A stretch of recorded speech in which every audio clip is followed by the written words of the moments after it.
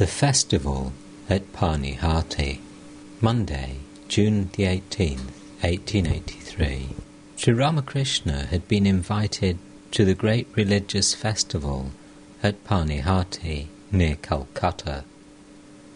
This Festival of the Flattened Rice was inaugurated by Raghunath Das, a disciple of Sri Chaitanya. It is said that Raghunath used to run away from home, secretly practice his devotions, and enjoy the bliss of spiritual ecstasy. One day, Nikhilananda said to him, "Thief, you run away from home and enjoy the love of God all alone. You hide it from us. I shall punish you today. You must arrange a religious festival and entertain the devotees with flattened rice." Since then, the festival has been celebrated annually at Panihati by the Vaishnavas. Thousands of the followers of Sri Chaitanya participate in it. Its chief feature is the singing of the name and glories of God and the dancing of the devotees in religious fervour. The centre of the festivity is the temple of Radha Krishna, built on the bank of the Ganges. The master had been invited to the festival by Mani Sen, who was the custodian of the temple. Ram, M, Rakal, Bhavanath, and a few other disciples went with the master in a carriage. On his way to Panihati, Sri Ramakrishna was in a light mood and joked with the youngsters. But as soon as the carriage reached the place of the festival, the master, to the utter amazement of the devotees, shot into the crowd. He joined the kirtan party of Navadvip Goswami, Mani Sen's guru, and danced, totally forgetting the world. Every now and then he stood still in samadhi, carefully supported by Navadvip Goswami, for fear he might fall to the ground. Thousands of devotees were gathered together for the festival. Wherever one looked, there was a forest of human heads. The crowd seemed to become infected by the Master's divine fervour, and swayed to and fro, chanting the name of God, until the air seemed to reverberate with it. Drums, cymbals, and other instruments produced melodious sounds. The atmosphere became intense with spiritual fervour. The devotees felt that Gauranga himself was being manifested in the person of Sri Ramakrishna. Flowers were showered from all sides on his feet and head. The shouting of the name of Hari was heard even at a distance, like the rumbling of the ocean. Sri Ramakrishna entered by turn into all the moods of ecstasy. In deep samadhi he stood still, his face radiating a divine glow. In a state of partial consciousness, he danced, sometimes gently, and sometimes with the vigour of a lion. Again, regaining consciousness of the world, he sang, himself leading the chorus. "Behold, the two brothers have come, who weep while chanting Hari's name, the brothers who dance in ecstasy, and make the world dance in his name. Behold them, weeping themselves, and making the whole world weep as well. The brothers who, in return for blows, offer to sinners Hari's love. Behold them, drunk with Hari's love, who make the world drunk as well. Behold, the two brothers have come, who once were Kanai and Balai of Braja. They who would steal the butter out of the pots of the Gopi maids. Behold, the two have come, who shatter all the rules of caste, embracing everyone as brother, even the outcast shunned by men, who lose themselves in Hari's name, making the whole world mad, who are none other than Hari himself, and chant his hallowed name. Behold them, who saved from their sinful ways the ruffians, Jagai and Madai. They who cannot distinguish between a friend and an enemy. Behold the two brothers Gaur and Nitai, who come again to save mankind.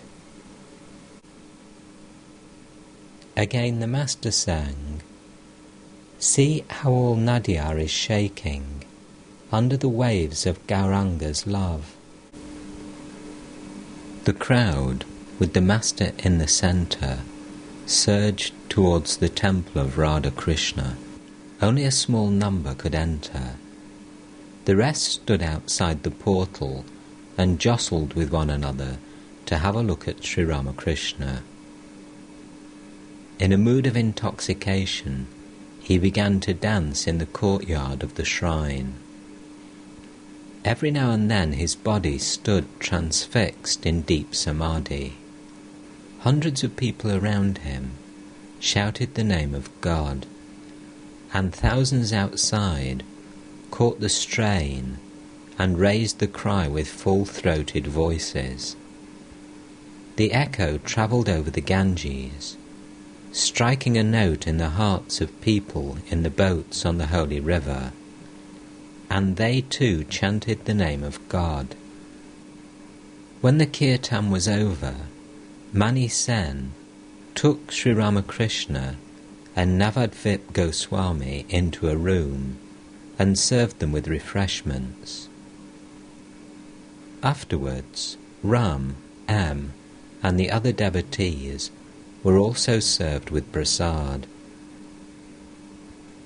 In the afternoon, the Master was sitting in Mani Sen's drawing room with the devotees. Navadvip was also near him. Mani offered the carriage hire to Sri Ramakrishna. Pointing to Ram and the others, the Master said, "Why should they accept it from you? They earn money." He became engaged in conversation with Navadvip. Master, Bhakti matured becomes Bhava. Next is Mahabhava, then Prema, and last of all is the attainment of God. Gauranga experienced the states of Mahabhava and Prema. When Prema is awakened, a devotee completely forgets the world. He also forgets his body, which is so dear to a man. Gauranga experienced Prema. He jumped into the ocean, thinking it to be the Yamuna. The ordinary jiva does not experience Mahabhava or Prema. He goes only as far as Bhava. But Gauranga experienced all three states. Isn't that so? Navadvip: yes, sir, that is true. The inmost state, the semi-conscious state, and the conscious state. Master: in the inmost state, he would remain in samadhi, unconscious of the outer world. In the semi-conscious state, he could only dance. In the conscious state, he chanted the name of God. Navadvip introduced his son to the Master. The young man was a student of the scriptures. He saluted Sri Ramakrishna. Navadvip: he studies the scriptures at home. Previously, one hardly saw a copy of the Vedas in this country. Max Muller has translated them, so people can now read these books. Master: too much study of the scriptures does more harm than good. The important thing is to know the essence of the scriptures. After that, what is the need of books? One should learn the essence and then dive deep in order to realize God. The Divine Mother has revealed to me the essence of the Vedanta. It is that Brahman alone is real and the world illusory. The essence of the Gita is what you get by repeating the word 10 times. The word becomes reversed. It is then Tagi, which refers to renunciation. The essence of the Gita is, O man, renounce everything and practice spiritual discipline for the realization of God. Navadvip: but how can we persuade our minds to renounce? Master: you are a Goswami. It is your duty to officiate as priest in the temple. You cannot renounce the world. Otherwise, who would look after the temple and its services? You have to renounce mentally.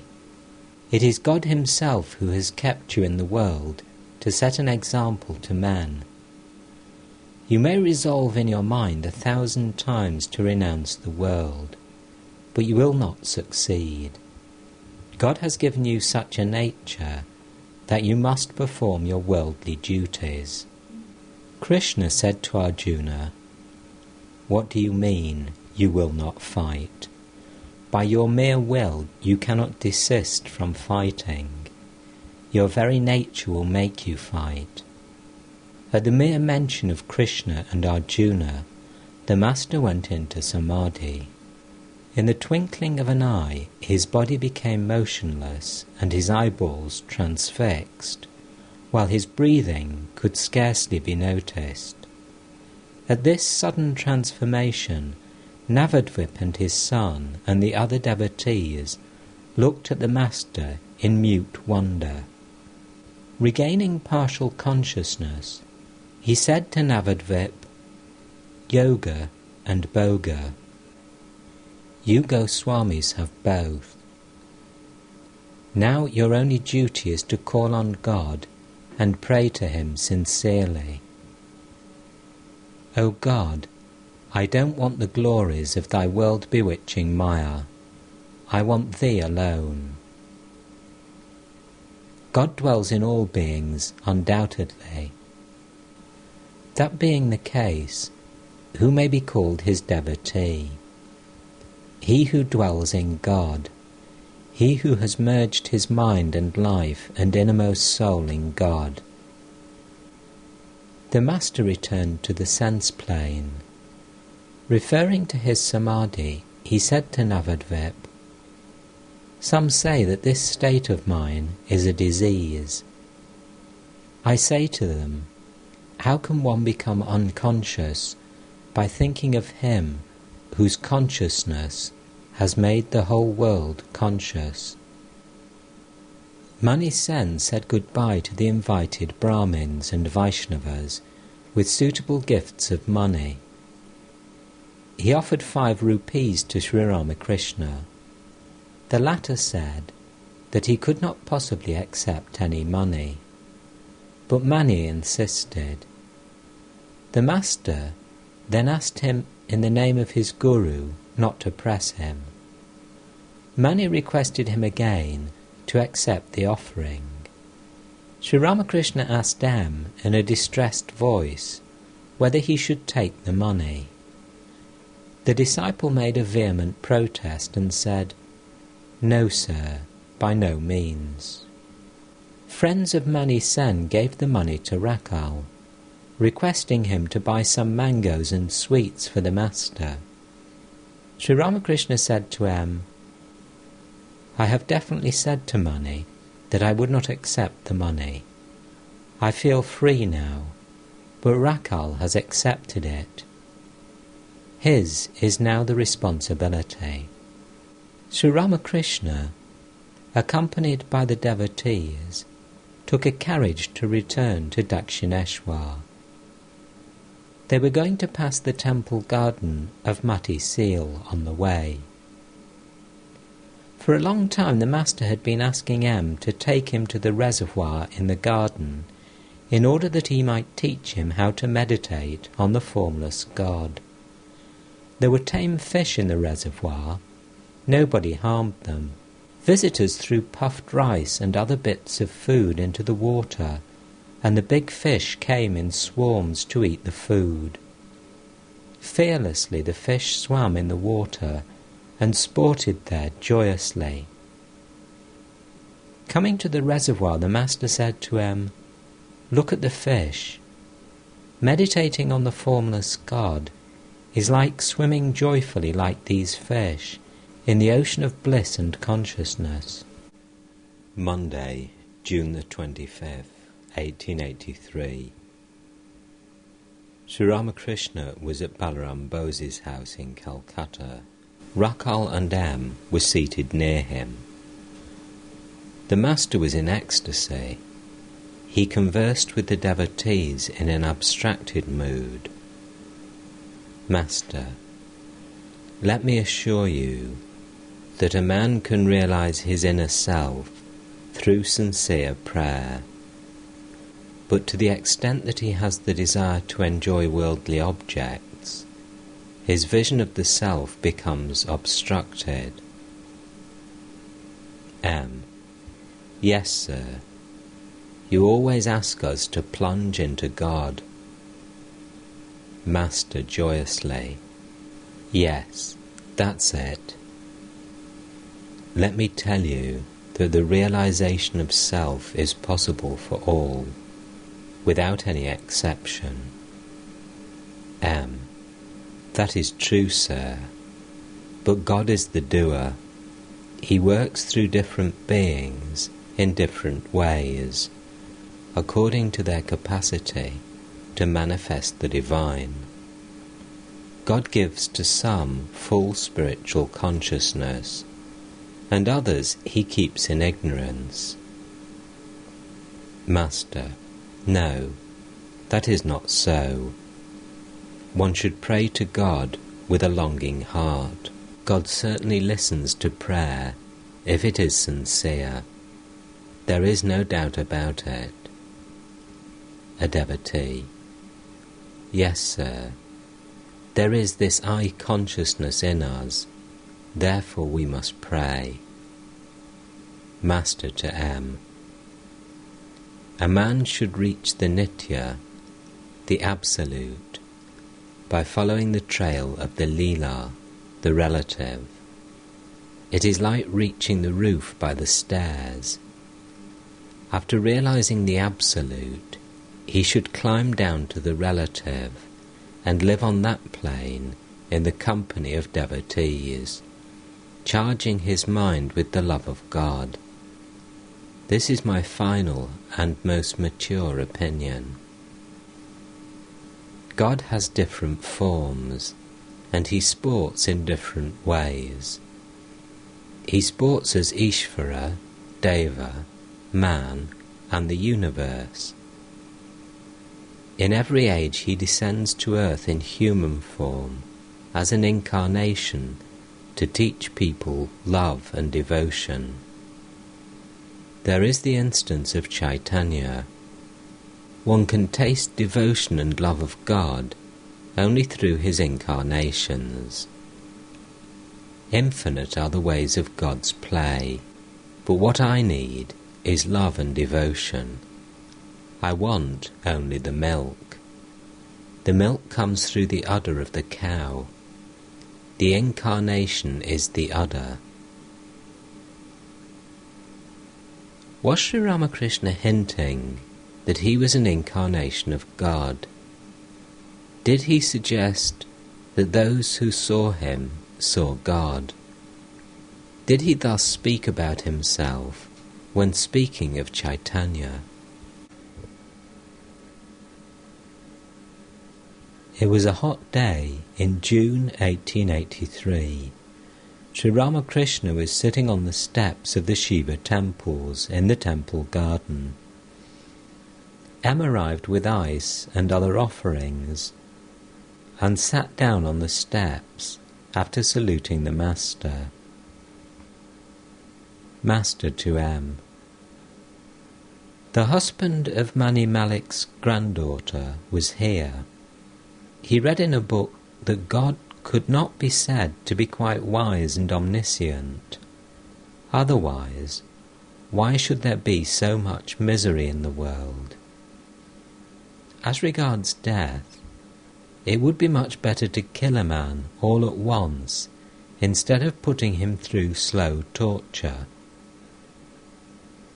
Further, the author writes that if he himself were the creator, he would have created a better world. M listened to these words in surprise and made no comment.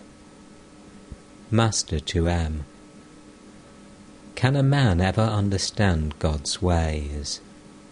I too think of God sometimes as good and sometimes as bad. He has kept us deluded by his great illusion. Sometimes he wakes us up, and sometimes he keeps us unconscious. One moment the ignorance disappears, and the next moment it covers our mind. If you throw a brickbat into a pond covered with moss, you get a glimpse of the water, but a few moments later the moss comes dancing back and covers the water. One is aware of pleasure and pain, birth and death, disease and grief, as long as one is identified with the body. All these belong to the body alone, and not to the soul. After the death of the body, perhaps God carries one to a better place. It is like the birth of the child after the pain of delivery. Attaining self-knowledge, one looks on pleasure and pain, birth and death, as a dream. How little we know. Can a 1-seer pot hold 10 seers of milk? If ever a salt doll ventures into the ocean to measure its depth, it cannot come back and give us the information. It melts into the water and disappears. At dusk, the evening service began in the different temples. The Master was sitting on the small couch in his room, absorbed in contemplation of the Divine Mother. Several devotees also were there. M was going to spend the night with the Master. A little later, Sri Ramakrishna began to talk to a devotee privately on the veranda north of his room. He said, "It is good to meditate in the small hours of the morning and at dawn. One should also meditate daily after dusk." He instructed the devotee about meditation on the personal God and on the impersonal reality. After a time he sat on the semicircular porch west of his room. It was about 9 o'clock. Master, those who come here will certainly have all their doubts removed. What do you say? M. That is true, sir. A boat was moving in the Ganges, far away from the bank. The boatman began to sing. The sound of his voice floating over the river reached the Master's ears, and he went into a spiritual mood. The hair on his body stood on end. He said to M, "Just feel my body." M was greatly amazed. He thought, The Upanishads describe Brahman as permeating the universe and the ether. Has that Brahman, as sound, touched the Master's body? After a time, Sri Ramakrishna began to converse again. Master, those who come here must have been born with good tendencies. Isn't that true? M. It is true, sir. Master, Adha must have good tendencies. M. That goes without saying. Master, a guileless man easily realizes God. There are two paths, the path of righteousness and the path of wickedness. One should follow the path of righteousness. M. That is true, sir. If a thread has a single fibre sticking out, it cannot pass through the eye of a needle. Master, if a man finds a hair in the food he is chewing, he spits out the entire morsel. M. But you say that a man who has realized God cannot be injured by evil company. A blazing fire burns up even a plantain tree. Saturday, July the 14th, 1883. Sri Ramakrishna arrived at Adha's house in Calcutta. Rakal, M, and other devotees were with the Master. Adha had arranged to have Raj Narayan, the famous singer, and his party recite the Chandi. Raj Narayan began the recital in the worship hall. He sang, I have surrendered my soul at the fearless feet of the Mother. Am I afraid of death any more?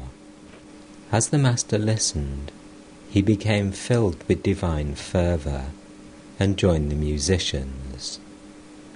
Now and then he improvised an appropriate line. Suddenly he went into samadhi and stood still. The singer sang again.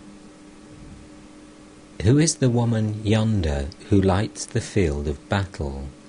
Darker her body gleams, even than the darkest storm cloud, and from her teeth there flash the lightning's blinding flames. Dishevelled her hair is flying behind as she rushes about, undaunted in this war between the gods and demons. Laughing her terrible laugh, she slays the fleeing Asuras, and with her dazzling flashes she bears the horror of war. How beautiful on her brow the drops of moisture appear. About her dense black hair the bees are buzzing in swarms. The moon has veiled its face, beholding this sea of beauty. Tell me, who can she be, this sorceress? Wonder of wonders, Shiva himself, like a corpse, lies vanquished at her feet. Kamalakanta has guessed who she is with the elephant's gait. She is none other than Kali, mother of all the worlds. Sri Ramakrishna was in deep samadhi. Saturday, July the 21st, 1883. It was about 4 o'clock in the afternoon when Sri Ramakrishna, with Ramlal and 1 or 2 other devotees, started from Dakshineshwar for Calcutta in a carriage. As the carriage passed the gate of the Kali temple, they met M, coming on foot with 4 mangoes in his hand. The carriage stopped and M saluted the Master. Sri Ramakrishna was going to visit some of his devotees in Calcutta. Master, to M with a smile, come with us. We are going to Adha's house. M got joyfully into the carriage. Having received an English education, He did not believe in the tendencies inherited from previous births, but he had admitted a few days before that it was on account of Adhar's good tendencies from past births that he showed such great devotion to the Master. Later on, he had thought about this subject and had discovered that he was not yet completely convinced about inherited tendencies. He had come to Dakshineshwar that day to discuss the matter with Sri Ramakrishna. Master: well, what do you think of Adhar? M: he has great yearning for God. Master: Adhar too speaks very highly of you. M remained silent a while, and then began to speak of past tendencies. M: I haven't much faith in rebirth and inherited tendencies. Will that in any way injure my devotion to God? Master: it is enough to believe that all is possible in God's creation. Never allow the thought to cross your mind that your ideas are the only true ones, and that those of others are false. Then God will explain everything. What can a man understand of God's activities? The facets of God's creation are infinite. I do not try to understand God's actions at all. I have heard that everything is possible in God's creation, and I always bear that in mind. Therefore, I do not give a thought to the world, but meditate on God alone. Once, Hanuman was asked, "What day of the lunar month is it?" Hanuman said, "I do not know anything about the day of the month, the position of the moon and stars, or any such things. I think of Rama alone." Can one ever understand the work of God? He is so near. Still, it is not possible for us to know him. Balarama did not realize that Krishna was God. M: that is true, sir. Master: God has covered all with his Maya. He doesn't let us know anything. Maya is woman and gold. He who puts Maya aside to see God can see him. Once, when I was explaining God's actions to someone, God suddenly showed me the lake at Kamarpukur. I saw a man removing the green scum and drinking the water. The water was clear as crystal. God revealed to me that Satchidananda is covered by the scum of Maya. He who puts the green scum aside can drink the water. Let me tell you a very secret experience. Once I had entered the wood near the pine grove and was sitting there, when I had a vision of something like a hidden door of a chamber. I couldn't see the inside of the chamber. I tried to bore a hole in the door with a nail knife, but did not succeed. As I bored, the earth fell back into the hole and filled it. Then suddenly I made a very big opening. Uttering these words, the Master remained silent. After a time he said, "These are very profound words. I feel as if someone were pressing my mouth. I have seen with my own eyes that God dwells even in the sexual organ. I saw him once in the sexual intercourse of a dog and a bitch. The universe is conscious on account of the consciousness of God. Sometimes I find that this consciousness wriggles about, as it were, even in small fish. The carriage came to the crossing in Shovar Bazaar in Calcutta. The Master continued, saying, "Sometimes I find that the universe is saturated with the consciousness of God, as the earth is soaked with water in the rainy season. Well, I see so many visions, but I never feel vain about them." M. with a smile.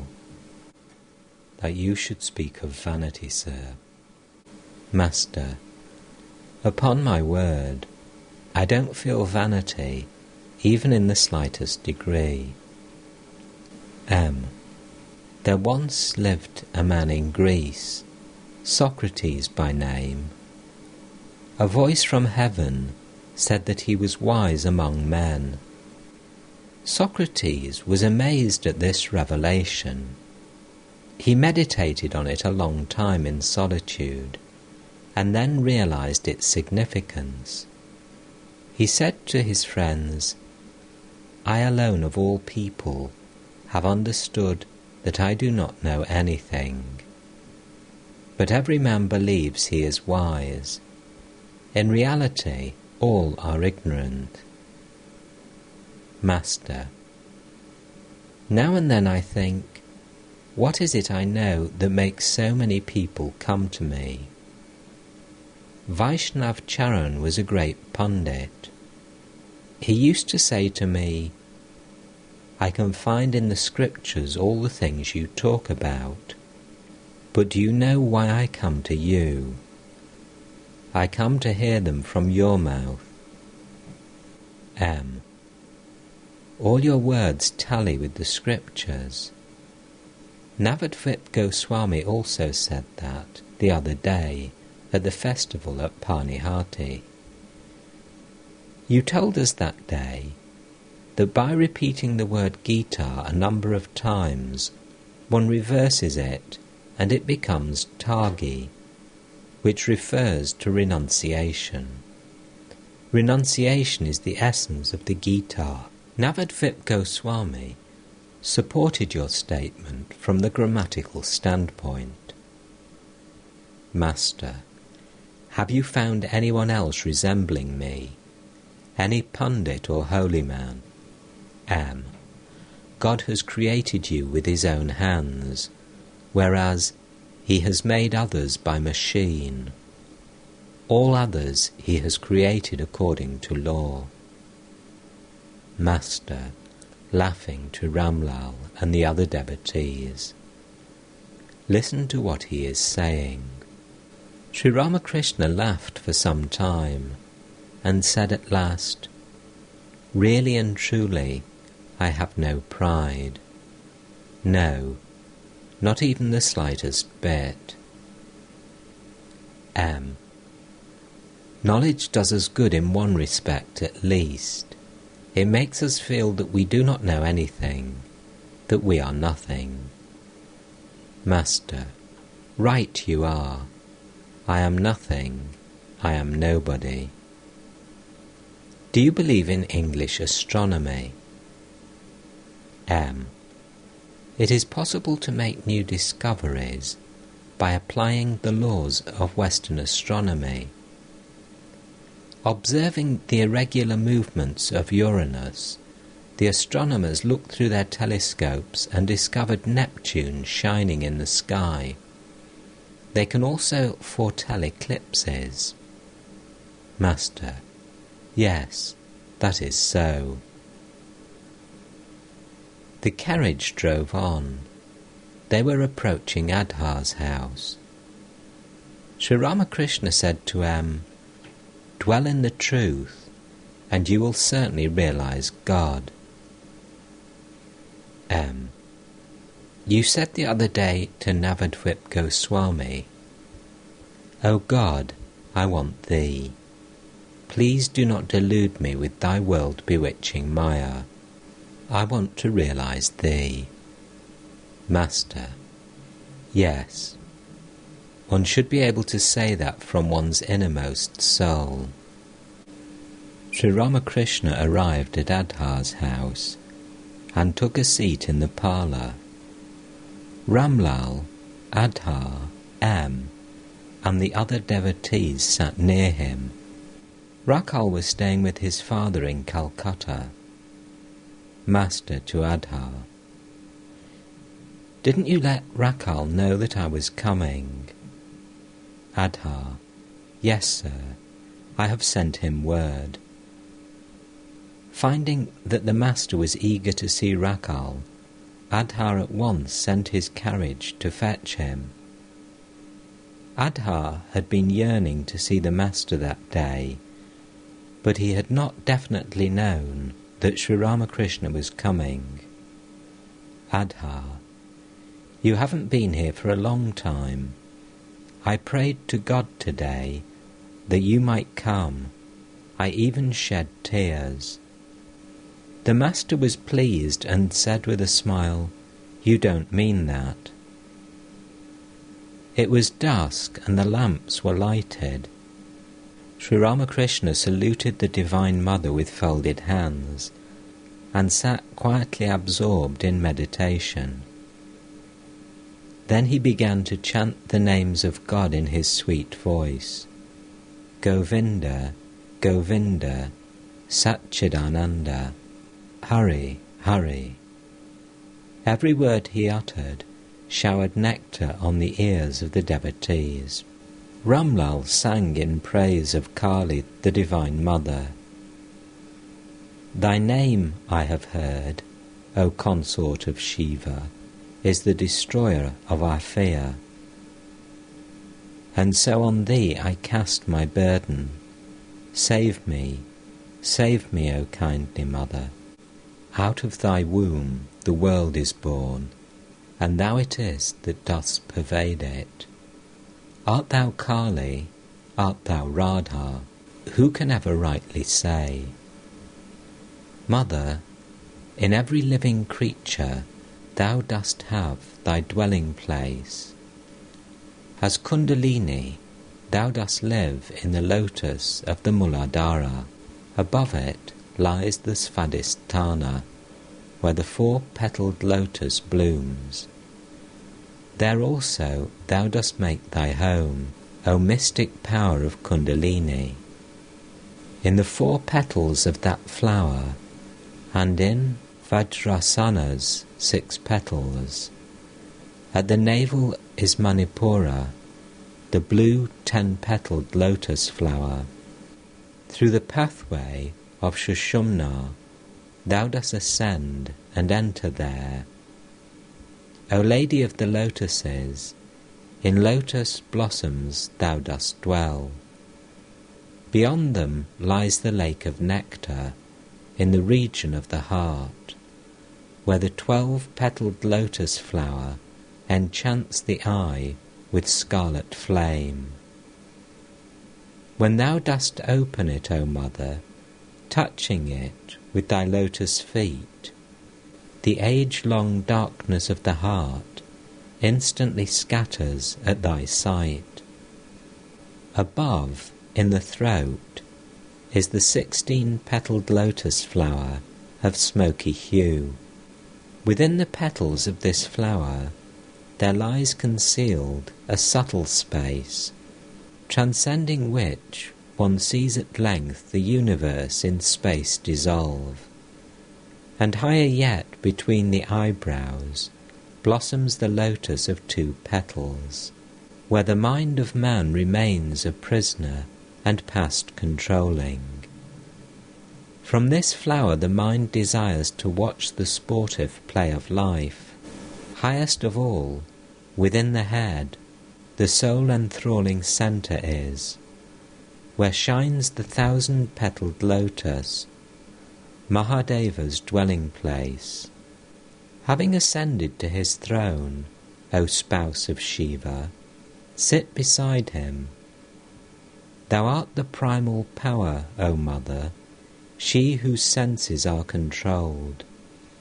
The yogis meditate on thee as Uma, the great Himalaya's daughter. thou who art the power of Shiva, put to death my ceaseless cravings. Grant that I may never fall again into the ocean of this world. Mother, thou art the primal power, thou the 5 cosmic principles. Who can ever hope to know thee, who art beyond all principles? Only for thy Bhakta's sake dost thou assume thy various forms. But when thy devotees' 5 senses merge in the 5 elements, Mother, it is thyself alone that he beholds as formless truth. As Ramlal sang the lines, above, in the throat, is the 16-petalled lotus flower of smoky hue. Within the petals of this flower there lies concealed a subtle space, transcending which one sees at length the universe in space dissolve. The Master said to M, listen, this is known as the vision of Satchidananda, the formless Brahman. The Kundalini, rising above Vishuddha chakra, enables one to see everything as Akasha. M. Yes, sir. Master. One attains the Absolute by going beyond the universe and its created beings conjured up by Maya. By passing beyond Nada, one goes into Samadhi. By repeating Om, one goes beyond the Nada and attains Samadhi. Adha served Sri Ramakrishna with fruits and sweets.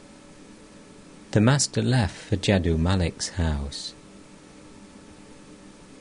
Sri Ramakrishna entered the room in Jaddu's house where the Divine Mother was worshipped. He stood before the image, which had been decorated with flowers, garlands, and sandal paste, and which radiated a heavenly beauty and splendour. Lights were burning before the pedestal. A priest was seated before the image. The Master asked one of his companions to offer a rupee in the shrine, according to the Hindu custom.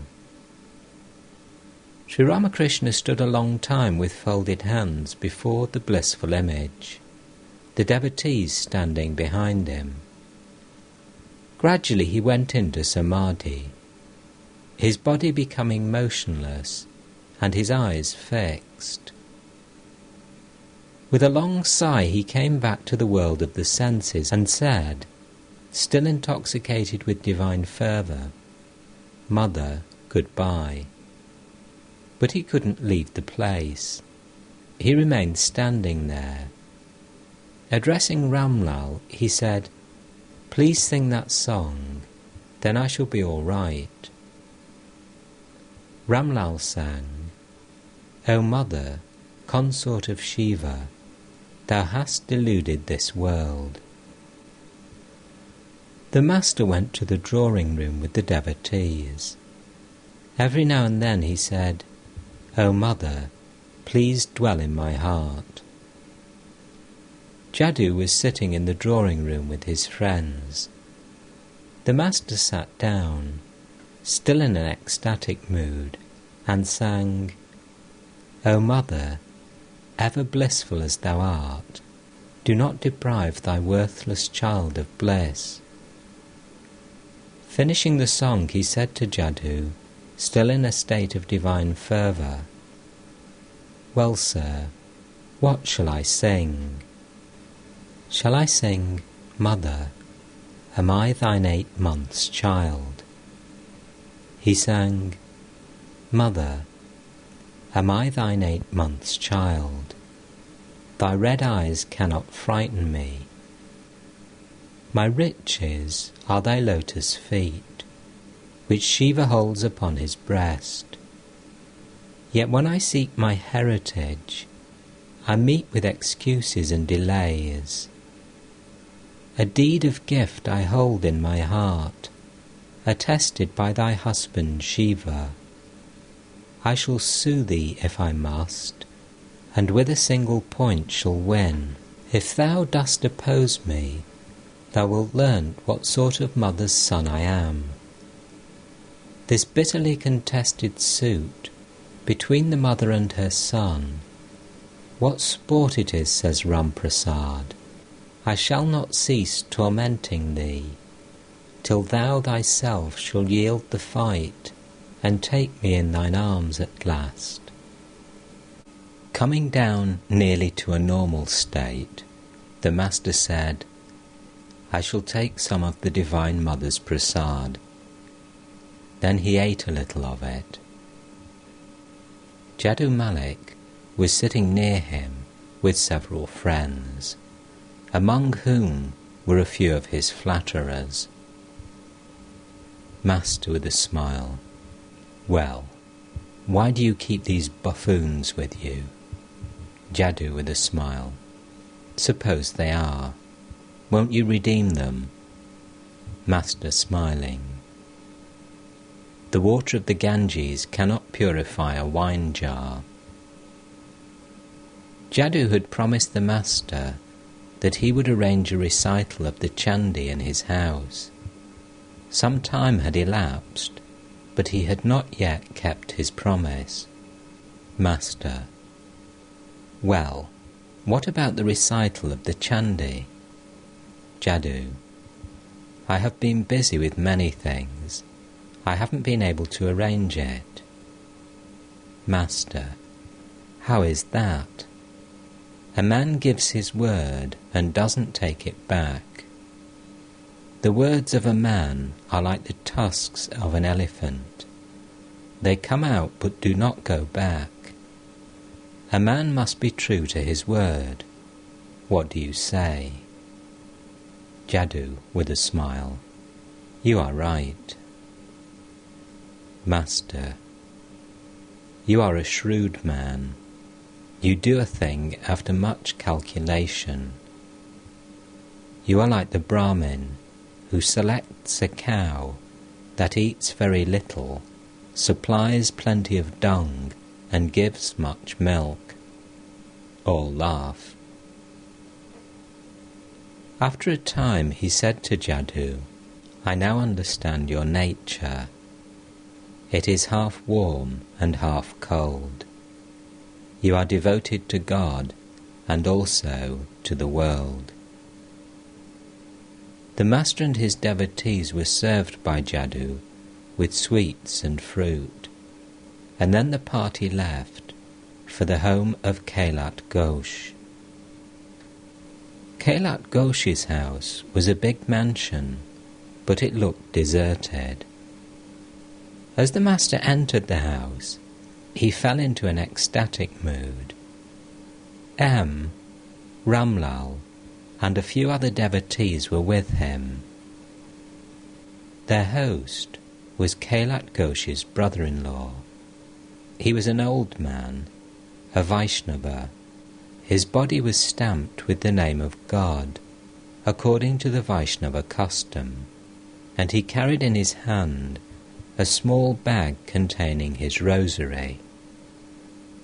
He had visited the Master now and then at Dakshineshwar, but most of the Vaishnavas held narrow religious views. They criticized the Vedantists and the followers of the Shiva cult. Sri Ramakrishna soon began to speak. Master, it is not good to feel that one's own religion alone is true and all others are false. God is one only, and not two. Different people call on him by different names, some as Allah, some as God, and others as Krishna, Shiva, and Brahman. It is like the water in a lake. Some drink it at one place and call it jal, others at another place and call it pani, and still others at a third place and call it water. The Hindus call it jal, the Christians water, and the Muslims pani, but it is one and the same thing. Opinions are but paths. Each religion is only a path leading to God. As rivers come from different directions and ultimately become one in the ocean, the truth, established in the Vedas, the Puranas, and the Tantras, is but one Satchidananda. In the Vedas it is called Brahman. In the Puranas it is called Krishna, Rama, and so on. And in the Tantras it is called Shiva. The one Satchidananda is called Brahman, Krishna, and Shiva. The devotees were silent. A Vaishnava devotee: Sir, why should one think of God at all? Master: if a man really has that knowledge, then he is indeed liberated, though living in a body. Not all, by any means, believe in God. They simply talk. The worldly minded have heard from someone that God exists, and that everything happens by His will. But it is not their inner belief. Do you know what a worldly man's idea of God is like? It is like the children's swearing by God when they quarrel. They have heard the word while listening to their elderly aunts quarrelling. Is it possible for all to comprehend God? God has created the good and the bad, the devoted and the impious, the faithful and the skeptical. The wonders that we see all exist in His creation. In one place there is more manifestation of His power, in another less. The sun's light is better reflected by water than by earth, and still better by a mirror. Again, there are different levels among the devotees of God: superior, mediocre, and inferior. All this has been described in the Gita. Vaishnava: true, sir. Master: the inferior devotee says, God exists, but He is very far off, up there in heaven. The mediocre devotee says, God exists in all beings, as life and consciousness. The superior devotee says, it is God Himself who has become everything. Whatever I see is only a form of God. It is He alone who has become Maya, the universe, and all living beings. Nothing exists but God. Vaishnava: does anyone ever attain that state of mind? Master: one cannot attain it unless one has seen God. But there are signs that a man has had the vision of God. A man who has seen God sometimes behaves like a madman. He laughs, weeps, dances, and sings. Sometimes he behaves like a child 5 years old, guileless, generous, without vanity, unattached to anything, not under the control of any of the gunas, always blissful. Sometimes he behaves like a ghoul. He doesn't differentiate between things pure and things impure. He sees no difference between things clean and things unclean. And sometimes he is like an inert thing, staring vacantly. he cannot do any work, he cannot strive for anything. Was the Master making a veiled reference to his own state of mind? Master, to the Vaishnava devotee, the feeling of thee and thine is the outcome of knowledge. I and mine comes from ignorance. Knowledge makes one feel, O God, thou art the doer, and I am thy instrument. O God, to thee belongs all, body, mind, house, family, living beings and the universe. All these are thine. Nothing belongs to me. An ignorant person says, Oh, God is there, very far off. The man of knowledge knows that God is right here, very near, in the heart, that he has assumed all forms and dwells in all hearts as their inner controller. Sunday, July the 22nd, 1883. Taking advantage of the holiday, many householder devotees visited Sri Ramakrishna in his room at the Dakshineshwar temple garden. The young devotees, mostly students, generally came on weekdays.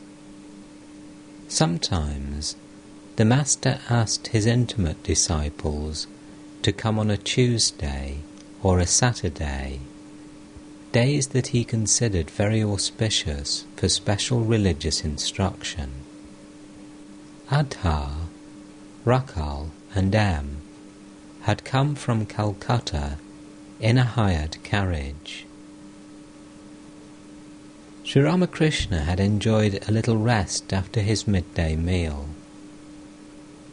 The room had an atmosphere of purity and holiness. On the walls hung pictures of gods and goddesses, among them one of Christ rescuing the drowning Peter.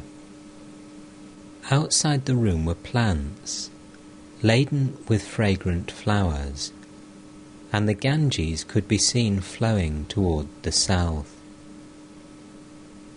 The Master was seated on the small couch, facing the north, and the devotees sat on mats and carpets spread on the floor.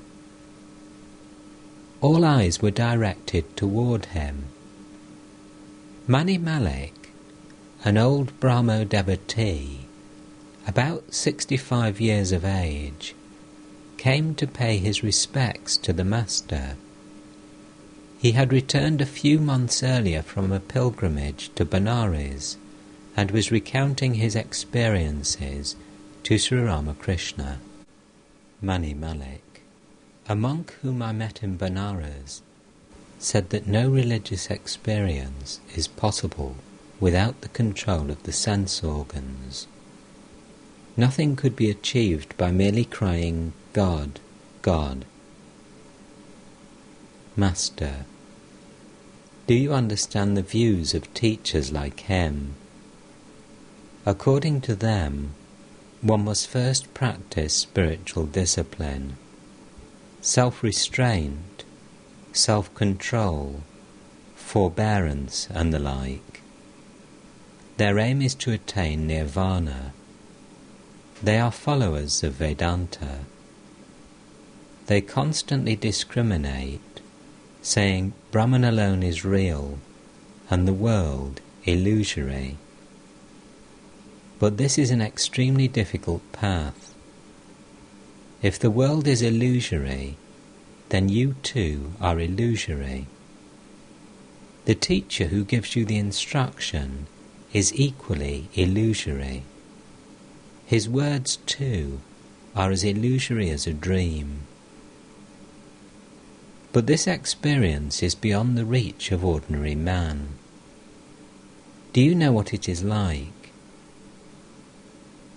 If you burn camphor, nothing remains.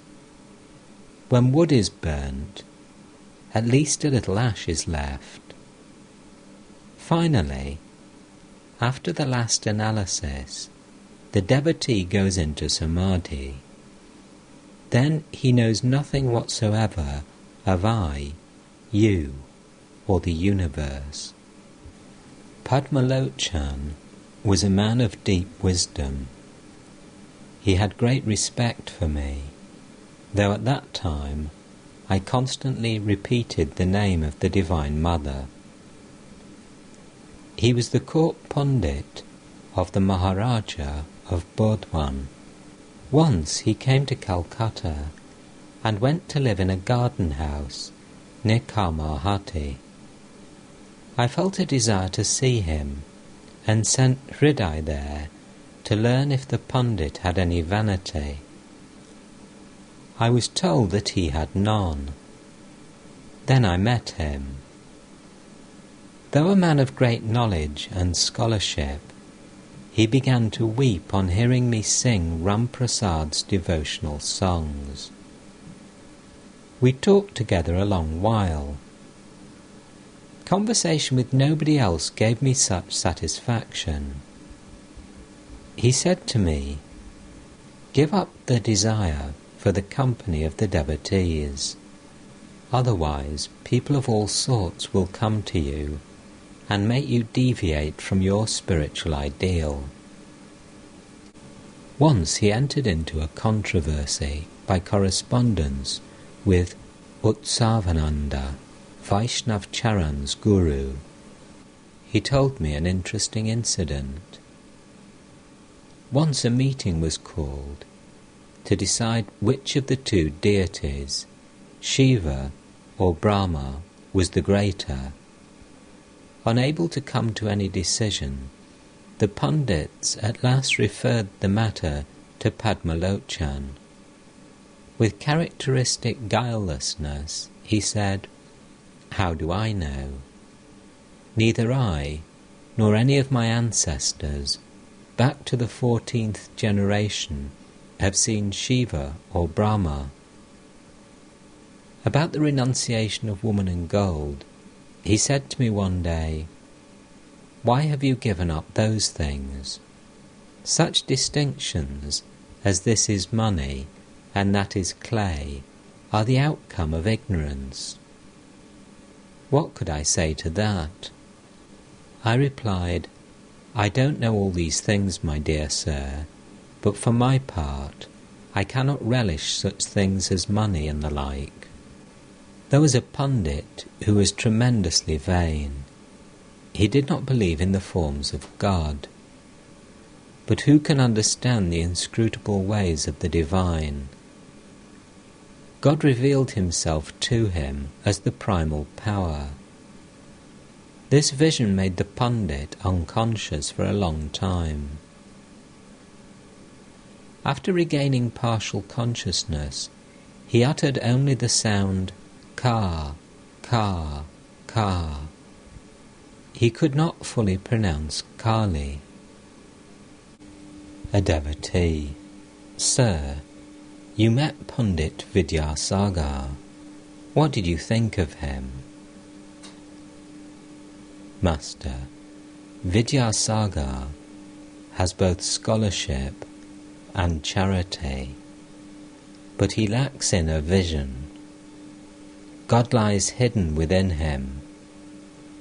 Had he but found it out, his activities would have been reduced.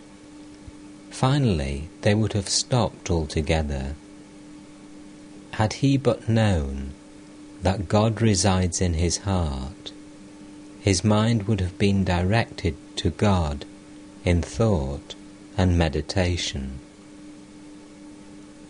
Some persons must perform selfless work a long time before they can practice dispassion and direct their minds to the spiritual ideal and at last be absorbed in God.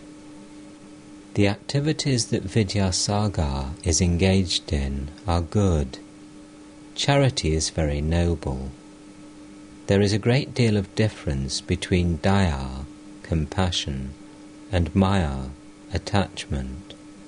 Daya is good, but not maya. Maya is love for one's relatives, one's wife, children, brother, sister, nephew, father and mother. But daya is the same love for all created beings, without any distinction. M. Is daya also a bondage? Master. Yes, it is.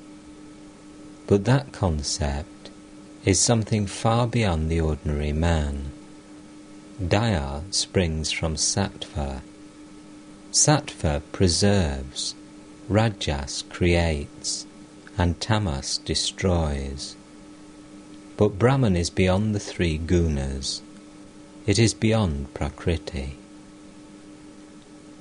None of the three gunas can reach truth.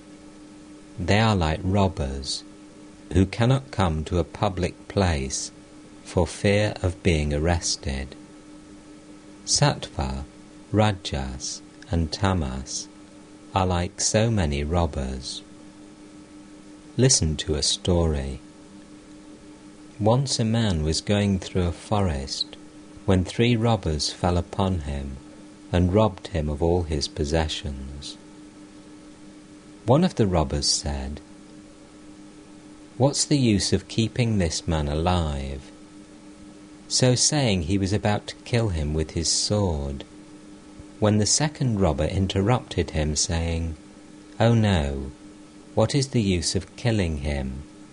Tie him hand and foot, and leave him here." The robbers bound his hands and feet, and went away. After a while, the third robber returned, and said to the man, "Ah, I'm sorry. Are you hurt? I will release you from your bonds." And setting the man free, the thief said, "Come with me. I will take you to the public highway." After a long time they reached the road. Then the robber said, "Follow this road. Over there is your house." At this the man said, "Sir, you have been very good to me. Come with me to my house." "Oh no," the robber replied, "I cannot go there. The police will know it. This world itself is the forest. The 3 robbers prowling here are sattva, rajas, and tamas. It is they that rob a man of the knowledge of truth. Tamas wants to destroy him. Rajas binds him to the world, but sattva rescues him from the clutches of rajas and tamas. Under the protection of sattva, man is rescued from anger, passion, and the other evil effects of tamas. Further, sattva loosens the bonds of the world. But sattva is also a robber. It cannot give him the ultimate knowledge of truth, though it shows him the road leading to the supreme abode of God. Setting him on the path, sattva tells him, "Look yonder, there is your home." Even sattva is far away from the knowledge of Brahman. What Brahman is cannot be described. Even he who knows it cannot talk about it. There is a saying that a boat, once reaching the black waters of the ocean, cannot come back. Once 4 friends, in the course of a walk, saw a place enclosed by a wall. The wall was very high. They all became eager to know what was inside. One of them climbed to the top of the wall. What he saw on looking inside made him speechless with wonder. He only cried, "Ah, ah," and dropped in. He could not give any information about what he saw. The others too climbed the wall, uttered the same cry, "Ah, ah," and jumped in. Now who could tell what was inside? Sages like Jadabharata and Dattatreya, after realizing Brahman, could not describe it. A man's eye completely disappears when he goes into samadhi after attaining the knowledge of Brahman.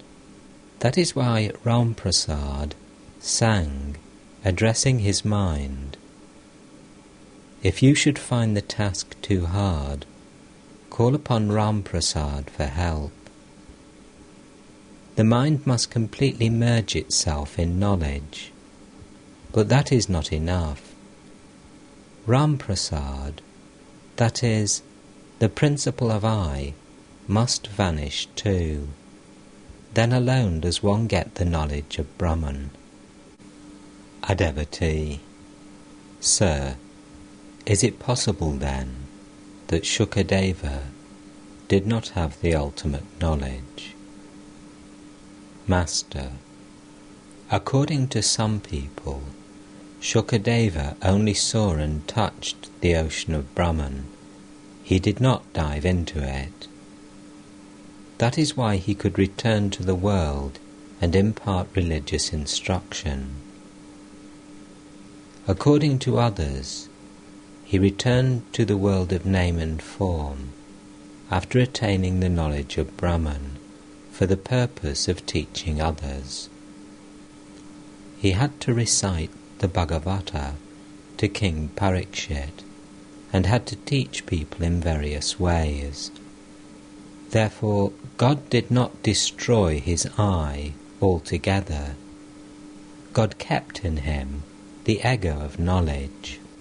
Devotee: can one keep up an organization after attaining the knowledge of Brahman? Master: once I talked to Keshab Sen about the knowledge of Brahman. He asked me to explain it further. I said, if I proceed further, then you won't be able to preserve your organization and following.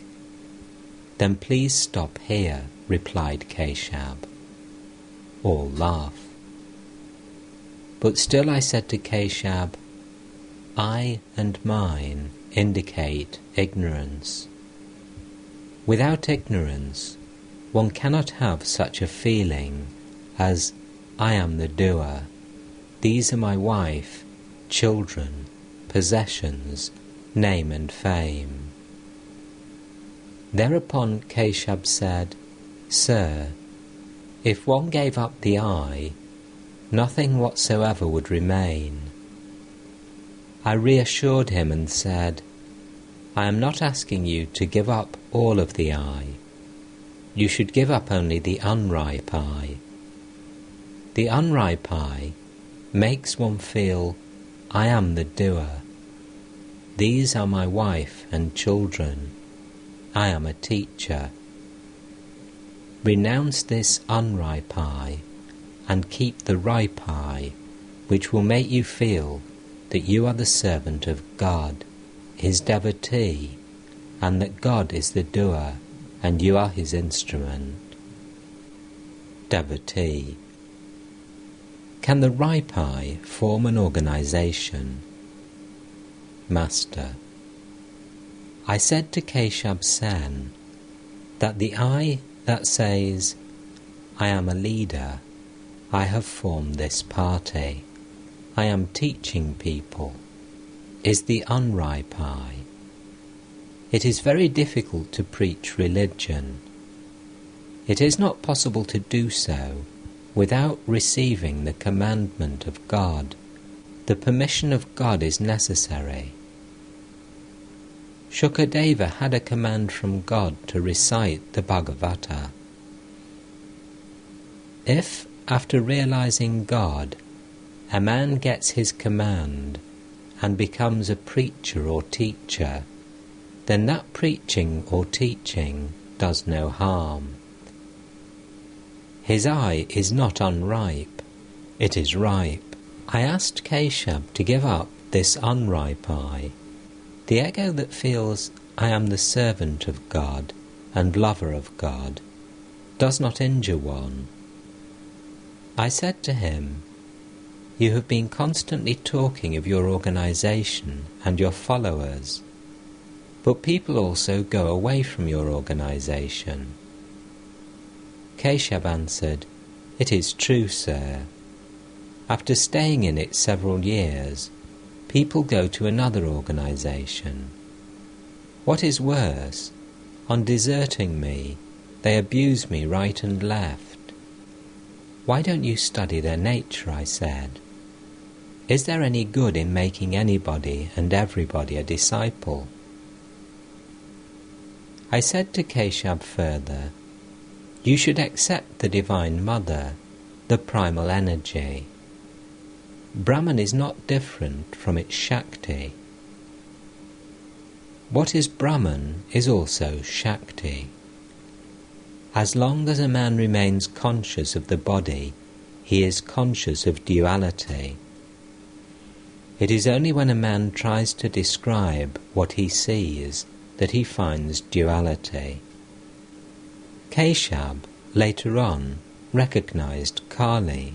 One day, when Keshab was here with his disciples, I said to him that I would like to hear him preach. He delivered a lecture in the Chandni. Then we all sat by the bathing ghat and had a long conversation. I said to him, "It is Bhagavan alone who in one form appears as Bhakta, in another as the Bhagavata.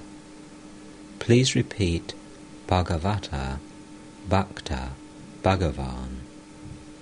Keshab and his disciples repeated the words. Then I asked him to repeat Guru, Krishna, Vaishnava. Thereupon Keshab said, "Sir, I should not go so far now. People will say that I have become an orthodox Hindu. It is extremely difficult to go beyond the 3 gunas. One cannot reach that state without having realized God. Man dwells in the realm of Maya.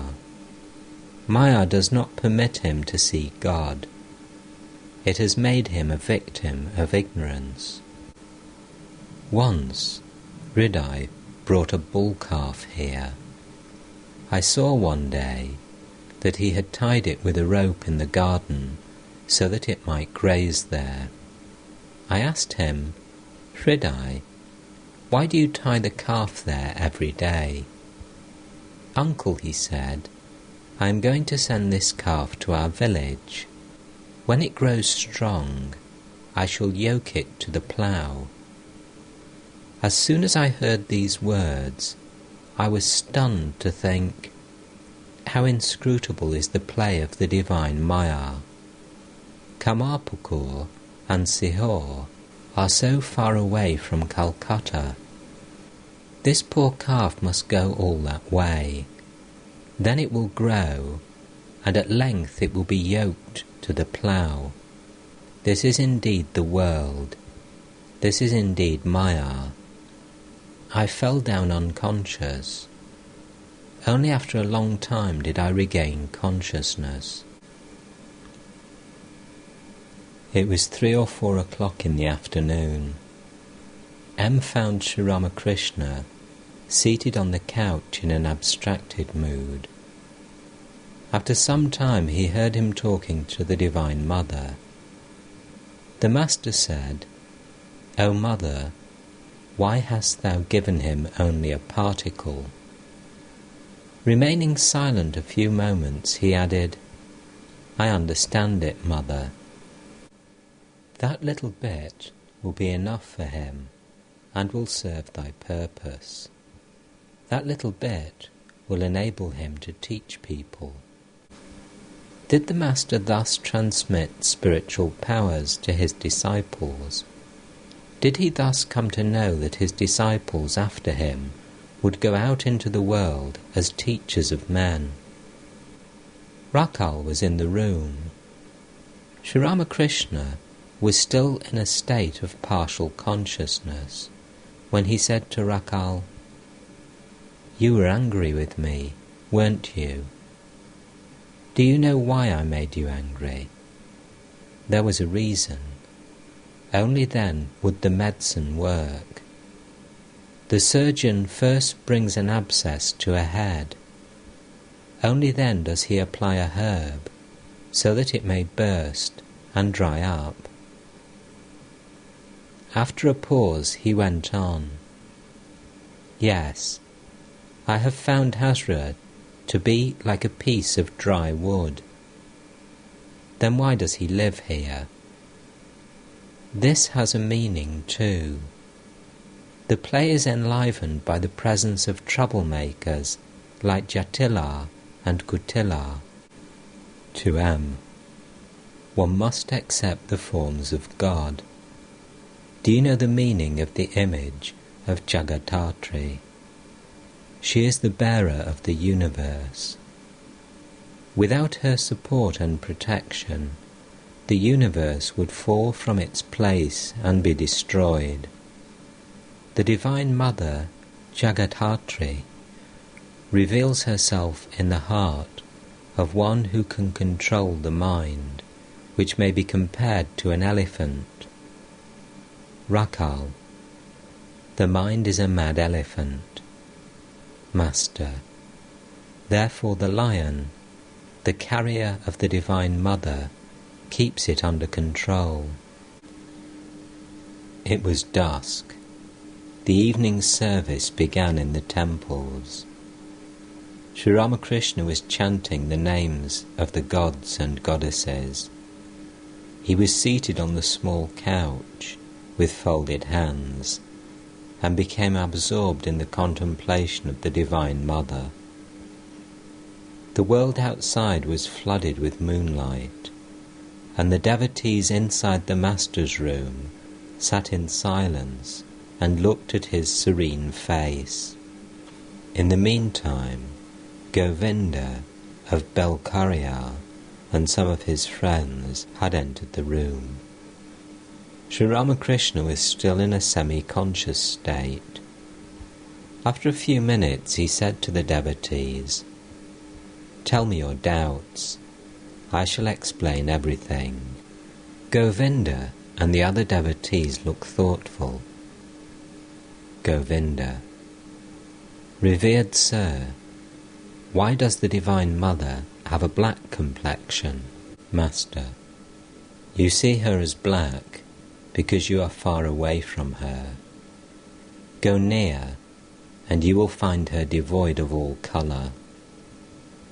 The water of a lake appears black from a distance.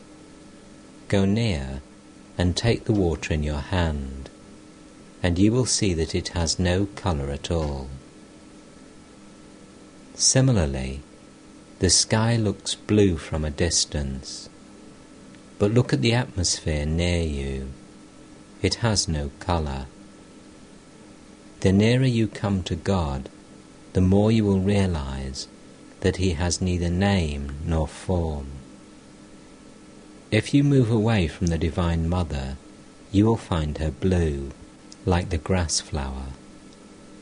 Is Shama male or female? A man once saw the image of the Divine Mother wearing a sacred thread. He said to the worshipper, "What? You have put the sacred thread on the Mother's neck." The worshipper said, "Brother, I see that you have truly known the Mother, but I have not yet been able to find out whether she is male or female. That is why I have put the sacred thread on her image." That which is Shama is also Brahman. That which has form, again, is without form. That which has attributes, again, has no attributes. Brahman is Shakti. Shakti is Brahman. They are not two. These are only two aspects, male and female, of the same reality. Existence, knowledge, bliss, absolute. Govinda. What is the meaning of Yoga Maya? Master. It signifies the yoga, or union, of Purusha and Prakriti. Whatever you perceive in the universe is the outcome of this union. Take the image of Shiva and Kali. Kali stands on the bosom of Shiva. Shiva lies under her feet like a corpse. Kali looks at Shiva. All this denotes the union of Purusha and Prakriti. Purusha is inactive. Therefore, Shiva lies on the ground like a corpse. Prakriti performs all her activities in conjunction with Purusha. Thus she creates, preserves, and destroys. That is also the meaning of the conjoined images of Radha and Krishna. On account of that union again, the images are slightly inclined toward each other. To denote this union, Sri Krishna wears a pearl in his nose, Radha a blue stone in hers. Radha has a fair complexion, bright as the pearl. Sri Krishna's is blue. For this reason, Radha wears the blue stone. Further, Krishna's apparel is yellow and Radha's blue. Who is the best devotee of God? It is he who sees, after the realization of Brahman, that God alone has become all living beings, the universe, and the 24 cosmic principles. One must discriminate at first, saying, not this, and reach the roof. After that one realizes that the steps are made of the same material as the roof, namely brick, lime, and brick dust. The devotee realizes that it is Brahman alone that has become all these, the living beings, the universe, and so on. Mere dry reasoning, I spit on it. I have no use for it. The Master spits on the ground. Why should I make myself dry through mere reasoning? May I have unalloyed love for the lotus feet of God as long as the consciousness of I and you remains with me. To Govinda. Sometimes I say, Thou art verily I, and I am verily Thou. Again I feel, Thou art Thou. Then I do not find any trace of I. It is Shakti alone that becomes flesh as God incarnate. According to one school of thought, Rama and Krishna are but two waves in the ocean of absolute bliss and consciousness. Chaitanya, consciousness, is awakened after Advaita Jnana, the knowledge of the non-dual Brahman. Then one perceives that God alone exists in all beings as consciousness. After this realization comes Ananda, bliss, Advaita, Chaitanya, and Nityananda. To M. Let me ask you not to disbelieve in the forms of God. Have faith in God's forms. Meditate on that form of God which appeals to your mind. To Govinda. The fact is that one does not feel the longing to know or see God as long as one wants to enjoy worldly objects. The child forgets everything when he plays with his toys. Try to cajole him away from play with a sweetmeat. You will not succeed. He will eat only a bit of it. When he relishes neither the sweetmeat nor his play, then he says, "I want to go to my mother." He doesn't care for the sweetmeat anymore. If a man whom he doesn't know and has never seen says to the child, "Come along, I shall take you to your mother," the child follows him. The child will go with anyone who will carry him to his mother. The soul becomes restless for God when one is through with the enjoyment of worldly things. Then a person has only one thought: how to realize God. He listens to whatever anyone says to him about God. M to himself: alas, the soul becomes restless for God only when one is through with the enjoyment of worldly things. August the 18th, 1883. Sri Ramakrishna was at Balaram Bose's house in Calcutta. He was explaining the mystery of divine incarnation to the devotees. Master, in order to bring people spiritual knowledge, an incarnation of God lives in the world in the company of devotees, cherishing an attitude of love for God. It is like going up and coming down the stairs after having once reached the roof. In order to reach the roof, other people should follow the path of devotion as long as they have not attained knowledge and become free of desire. The roof can be reached only when all desires are done away with.